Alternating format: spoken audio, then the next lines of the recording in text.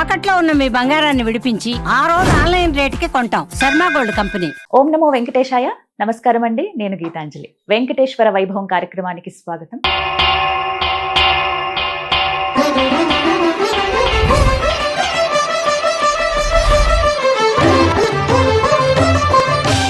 మనతో పాటు విశ్వపతి టీవీఆర్కే మూర్తి గురువు గారు ఉన్నారు.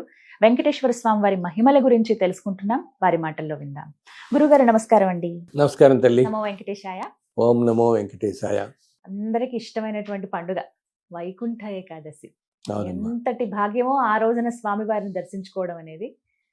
ఒక నెల ముందు నుంచి ఆ హడావిడి ప్రారంభం అయిపోతుంది ఒక రకంగా చాలా. చెప్పాలంటే. అవును, అందరూ అవును. అక్కడికి అంటే తిరుమల వెళ్ళి దర్శించుకోవాలని చూస్తారు, అవును, కానీ కొందరికి అవును. మాత్రమే ఆ భాగ్యం. అవును. అసలు ఆ రోజు ఎందుకు అంత విశేషం వైకుంఠ ఏకాదశి? మనకి మామూలుగా ఏంటంటే తల్లి, మనకు తెలుసుగా 24 ఏకాదశులు ఉన్నాయి మనకి. ఆ, 24 ఏకాదశులు ఏ ఏకాదశికి ఆ ఏకాదశికి ఒక విశిష్టత ఉంది. ఉంటుందా? అండ్ ఏకాదశి రోజు అండ్ భగవంతుడు శ్రీమన్నారాయణ ఒక చోట చెప్తాడనమాట. ఏమిటి? మాసానం మార్గశీర్ష అంటే మాసాల్లో మార్గశీర్షం నేనే, మార్గశిర మాసం నేనే అని చెప్పేసి. ఆయనే. ఆ, ఆ, అలాగే వారాలలో ఆదివారం ఆయనే. ఓ, ఆ, ఆదివారం. ఆ, తిథులలో అండ్ తిథుల్లో ఏకాదశి తిథిని ఆయనే అంటారు. సో ఏకాదశికి అంత విశిష్టత ఉంది. అందునే మనం చూడడం, చాలా మంది ఏకాదశి రోజు ఉపవాసం చేస్తారు. ఇప్పటికి మామూలుగా కూడా అలవాటు, చాలా మందికి నార్మల్గా కూడా మనకి అలవాటు ఉంటుంది. ఈ 24 ఇలా నెలకి మనకు వచ్చే 24 ఏకాదశుల్లోనూ కూడా వైకుంఠ ఏకాదశికి ఎంతో ప్రాముఖ్యత ఉందన్నమాట. అది మనకి ఇప్పుడు ఈ మాసంలో వచ్చే నెల జనవరి 10వ తారీఖు రాబోతోంది మనకి.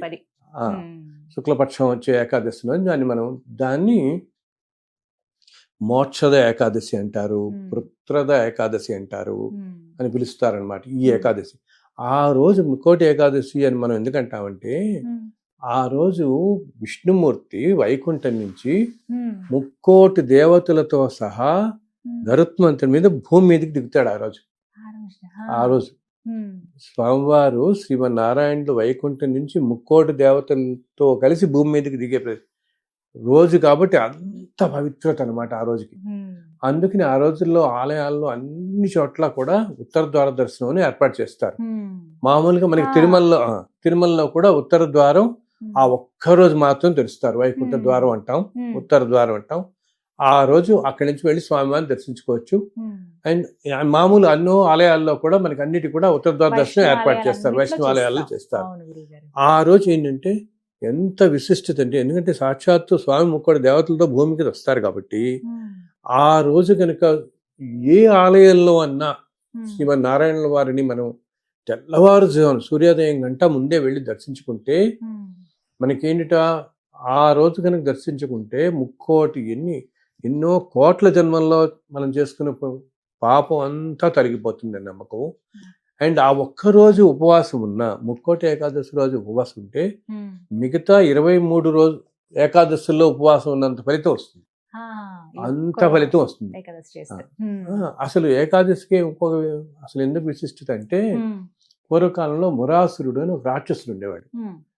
ఆ రాక్షసుడు ఈ ఋషుల్ని తపస్సు చేసుకుంటున్న వాళ్ళని చాలా బాధిస్తుంటే అప్పుడు వీళ్ళంతా వెళ్ళి విష్ణుమూర్తిని మరపెట్టుకుంటారు అనమాట. స్వామి, రాక్షసుడు మమ్మల్ని చాలా బాధ పెడుతున్నాడు, మీరు ఆ బాధ నుంచి మమ్మల్ని కాపాడండి, ఆ రాక్షసుని సంహరించి అంటే విష్ణుమూర్తి వచ్చి ఆ మురాసురుడితో 1000 సంవత్సరాల పాటు భీకరమైన యుద్ధం జరుగుతుంది. అప్పుడు స్వామివారు కాస్త అలసిపోయి ఒక గుహలోకి వెళ్ళి కాస్త పడుకుంటారు. ఆయన బదరీ ఆశ్రమం దగ్గరలో ఒక గుహలో కాస్త విశ్రాంతి తీసుకుంటారు. అప్పుడు ఇతను మళ్ళీ వస్తాడు. అప్పుడు ఏం చేస్తారు, అప్పుడు స్వామి సంకల్పం నారాయణుల వారి సంకల్పం చేత మహావిష్ణువు నుంచి ఒక యోగ మాయ, ఒక కన్యా రూపంలో వెళ్ళి, ఒక దేవతా రూపంలో వెళ్ళి ఇతన్ని సంహరిస్తుంది, ఈ రాక్షసుని. సో ఆ రూపానికి స్వామి ఎంతో అది 11వ రోజు అనమాట మనకి తిథిలో. దానిని అప్పుడు ఏకాదశి అని నామకరణం చేస్తాం. సో అందుకని స్వామి ఏం చేస్తారంటే, ఆ ఏకాదశికి ఆవిడికి ఆ దేవతకి కూడా ఈ విధంగా అనుగ్రహిస్తాడు. ఎవరైతే ఏకాదశి రోజు ఉపవాసం ఉంటారో వాళ్ళకి ఎంతో పుణ్యఫలం లభిస్తుంది అని చెప్పేసి. అందుకని ఏకాదశి అనేది ఎంతో ఇది. సో ఈ ఏకాదశి వ్రతం అనేది కూడా ఎలా చేస్తారంటే ఏకాదశి రోజు అంతా ఉపవాసం ఉండి తర్వాత రోజు కూడా ద్వాదశి ఉపవాసం ఉండి ద్వాదశి రోజు సాయంత్రం ఆ ఉపవాసంతో పాటు విష్ణువునే స్మరిస్తూ ఎప్పుడు విష్ణు సహస్రనామం చదువుకుంటే చాలా మంచిది ఆ రోజు. విష్ణువు సంబంధించిన ఏ స్తోత్రాలైనా ఏమైనా కూడా చదువుతాం. అన్ని ఆలయాల్లో కూడా ప్రబంధ పఠనాలన్నీ జరుగుతాయి. ఇప్పుడు ఎలాగా మనకి మార్గశిర మాసం కాబట్టి తిరుపావై జరుగుతుంది. మార్గశిర మాసంలోనే ఇది ఇప్పుడు ధనుర్మాసం, మార్గశిరం అంటున్నాం, ధనుర్మాసం కాబట్టి తిరుపావై ప్రవచనం కూడా జరుగుతుంటుంది. ఈ 2 రోజులు తిరుమలలో అయితే ఇంకా వైభవంగా, అసలు ఆలయాన్ని ఎంత వైభవంగా అలంకరిస్తారంటే అందరు అంటారు ఆ రోజు 2 కళ్ళు చాలు. ఆ రోజు ముక్కోటి దేవతలు అక్కడే ఉంటారంటారు, కొండ మీదే ఉంటారు. సాక్షాత్ వైకుంఠం నుంచి ఆయన వచ్చి అక్కడే ఉంటారు. ఆ రోజు అందరు దేవతలతో వచ్చి అక్కడే ఉంటారు, కొండ మీద వచ్చి ఆయన చెప్పి మన నమ్మకం అనమాట. అందుకని అంత విశిష్టంగా వెళ్తున్నారు. ఆ రోజు కోసం సంవత్సరం అంతా ఎదురు చూస్తారు. సో ఒక్క రోజులోనే ఇంతమందికి దర్శనం అనేది సాధ్యం కాదు కాబట్టి మన అదృష్టం కొద్దీ ఆ ఆలయ అధికారులు ఈ మధ్యకాలంలో ఏం చేస్తారంటే కొన్ని సంవత్సరాల నుంచి ఈ ఉత్తర ద్వార దర్శనం అనేది ఒక 10 రోజుల పాటు ఉంచుతున్నారు. 10వ తారీఖు నుంచి మనకి 20వ తారీఖు దాకా కూడా 10 రోజుల పాటు ఉత్తర ద్వార దర్శనం. ఆ రోజుల్లో ఎప్పుడు వెళ్ళినా మనకి ఉత్తర ద్వార దర్శనం జరుగుతుంది. ఆ విధంగా దర్శించుకుంటే స్వామిని మనం ఈ పాపాలన్నింటి నుంచి విముక్తి పొందుతాము అని చెప్పి. సో ఇప్పుడు వచ్చే వైకుంఠ ఏకాదశి రోజు వీలున్న వాళ్ళు తిరుమల వెళ్ళండి, లేదా మీకు దగ్గరున్న ఆలయాల్లో వెళ్ళి ఉదయాన్నే వీలున్నంత వరకు ఉదయాన్నే వెళ్ళి, లేనంటే మధ్యాహ్నం సాయంత్రం మీ వీలుని బట్టి వెళ్ళి ఆ రోజు దర్శించుకోవటమే చాలా చాలా ప్రాముఖ్యం, చాలా విశిష్టత అనమాట. మనకి ఎన్నో జన్మల పుణ్యఫలం, ఎంతో పుణ్యం లభిస్తుంది. ఎన్నో జన్మలో చేసుకున్న పాపం అంతా మనకి పోతుంది అన్నమాట దాంతో. అదే కాకుండా ఈసారి వెళ్ళిన వాళ్ళందరికీ నేను చెప్తున్నాను వచ్చే 25 సంవత్సరం చాలా కష్టంగా ఉండబోతోందని. అందుని రేపు ఏకాదశి రోజు ఎవరైతే స్వామి దర్శనానికి మీరు అందరూ వెళుతున్నారో మీరందరూ ఆ స్వామిని మీ ప్రార్థనలు మీ కోరికలన్నిటితో పాటు ఈ ఒక్క కోరిక ఆయన్ని మీరందరూ మీ తరఫున వినవించుకోండి.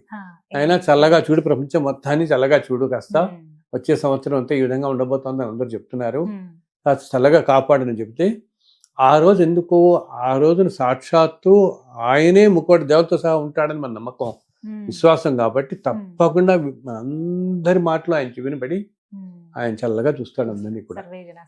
అందుకని ఈసారి వైకుంఠ ఏకాదశి రోజు వెళ్ళే భక్తులందరికీ నా విన్నపం, ఒక్కసారి మన దేశం గురించి, మన లోకం, ప్రపంచం అన్నిటికీ గురించి కూడా చల్లగా ఉండాలని ఒక్కసారి ఆయన ప్రార్థించండి. ఎంతో విశిష్టకరమైంది అనమాట. ఆ ఒక్కరోజు చెప్తున్నాను కదా, ఒక్కరోజు ఉపవాసం చేస్తే మిగతా 23 ఏకాదశుల్లో ఉపవాసం చేసిన ఫలితం లభిస్తుంది ఒక్కరోజుతో. అందుబాటులో ఉన్న ఎటువంటి వైష్ణవ అందుబాటులో ఉన్న ఎక్కడ దగ్గరలో ఉన్న ఏ ఆలయానికన్నా వెళ్ళి అక్కడ స్వామిని దర్శించుకుని ఒక్క 10 నిమిషాలని అక్కడ కూర్చోండి.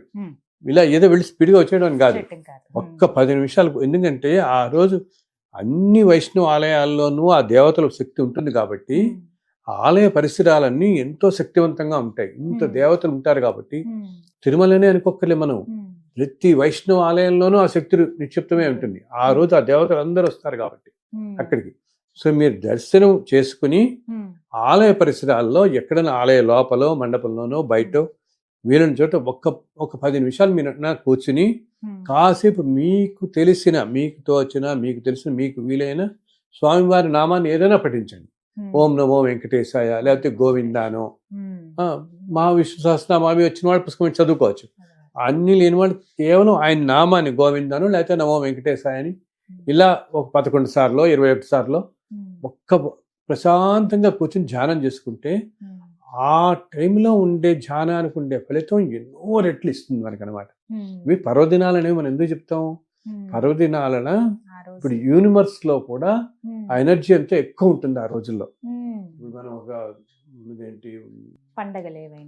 రకరకాల పండుగలు మనకి వస్తాయి కదా, నవరాత్రులప్పుడు కానీ, అవును ఇప్పుడు క్షీరాబ్ది ద్వాదశి వస్తుంది, మనకి గురు పూర్ణిమ వస్తుంది, గురు పూర్ణిమ, తొలి ఏకాదశి, ఇవన్నీ విశిష్టమైన రోజుల్లో ఏంటంటే యూనివర్స్ నుంచి కూడా మనకి ఆ రోజు ఎనర్జీ చాలా పాజిటివ్గా ఉంటుంది. సో ఆ రోజు ముక్కోటి ఏకాదశి నాడు అందరు దేవతలు ఈ భూమి మీదకి వస్తారు కాబట్టి అప్పుడు మీరు కాసేపు ధ్యానం చేసుకుని కాసేపు స్వామివారిని స్మరిస్తూ కూర్చుని ఉంటే దానివల్ల మన శరీరం మనస్సు అన్ని శుభ్రవంతం అవుతాయి అన్నమాట. కంగారు పడకుండా రండి అని చెప్తాను నేను అందరికీ. ఒక ఆలయాలు ఇంకా ఏంటి, ఒకవేళ ఏదైనా అనారోగ్యాల వల్ల ఏదైనా వీలు కాక వెళ్ళలేని వాళ్ళు ఉంటే ఇంట్లోనే కూర్చుని కేవలం భావన చేసినా చాలమ్మా. భావానికి ఉన్నంత ప్రధాన ఈ విశిష్టత ఇంకోటి లేదు. స్వామివాడు ఎంతటి కరుణామయుడంటే మనం ఆ భావనతో చేసినా అంతటి ఫలితాన్ని నీకు ఇస్తాడు. నువ్వు కూర్చున్న చోటు నుంచి ఏదైనా అనారోగ్యం ఉండి ఆ రోజు వెళ్ళలేని వాళ్ళు, వీళ్ళని వెళ్ళలేని వారు ఒక్కసారి మనస్సులో తలుచుకుని మీరు స్వామిని నమస్కారం చేసుకుని మనస్సులో నమస్కారం చేసుకుంటూ ఆ ఉత్తర ద్వార నుంచి నడుస్తూ స్వామిని దర్శించుకున్నట్టు భావన చేసుకోండి. అప్పుడు కూడా మీకు అంత ఫలితము కలుగుతుంది. అయ్యో నేను తిరుమల వెళ్ళలేకపోయాని అనుకోవద్దు. మీరు ఇంతకుముందు ఎప్పుడో వెళ్ళుంటారు కాబట్టి ఆ ఆలయాన్ని ఒక్కసారి ఆ ద్వారం నుంచి వెళ్తున్నట్టు ఆ స్వామిని దర్శిస్తున్నట్టు భావన చేసుకున్నా ఆ స్వామి మీకు అంతటి అనుగ్రహాన్ని ప్రసాదిస్తాడు. తప్పకుండా ఎవరు మిస్ చేసుకోవద్దని చెప్పి గొప్ప అవకాశం ఇది, స్వామిని కొలుచుకునేటువంటి భాగ్యం ఇది. తేలిక, ఎంతో తేలిక ఉపాయం అన్నమాట. చెప్పారు కదా, ఆ రోజు నిజంగా పండగ వాతావరణం ఉంటుందండి. అన్ని ఆలయాల్లో కొన్ని వేల మంది చక్కగా అలంకరిస్తారు ఆలయాలన్నీ కూడా, చిన్న పెద్ద తేడా లేకుండా అందరూ వస్తూ. అవునవును. సో వెళ్ళే వారందరూ కూడా ఏంటి, ఓకే ఇదేదో మనం వెళ్ళి తీరాలి, వెళ్తే మంచిది పుణ్యం అన్నీ ఒకటి. దాంతో పాటు ఆ థాట్స్ కూడా పెట్టుకోండి, అలాగా పాజిటివ్గా పెట్టుకుని థాట్స్ అన్ని కూడా ఎంత విశిష్టమైన రోజున ప్రశాంతంగా ఉండాలి అని మనస్సును ప్రశాంతంగా ఉంచుకుని భగవంతుని మీద ధ్యానం చేసుకుని కాసేపు ఆ విధంగా స్మరిస్తూ గడపండి ఆ రోజు. కాసేపు ఆలయంలో దర్శనం వెళ్ళినప్పుడు కానీ అది మనకి ఎంతో విశేషమైన ఫలాన్ని ఇస్తుంది అనమాట ఆ రోజు. ఇది వైకుంఠ ఏకాదశి యొక్క ప్రాముఖ్యత తల్లి. మనందరికీ ఆ స్వామివారి అద్భుతమైన దర్శనాన్ని ఆ రోజు అనుగ్రహించి అందరి జీవితాలు చల్లగా ఉండేలాగా అనుగ్రహిస్తాడని ఆశిస్తున్నాను. మనసారా స్వామిని ప్రార్థిస్తున్నాను. ధన్యవాదాలు గురుగారు. నమస్కారం.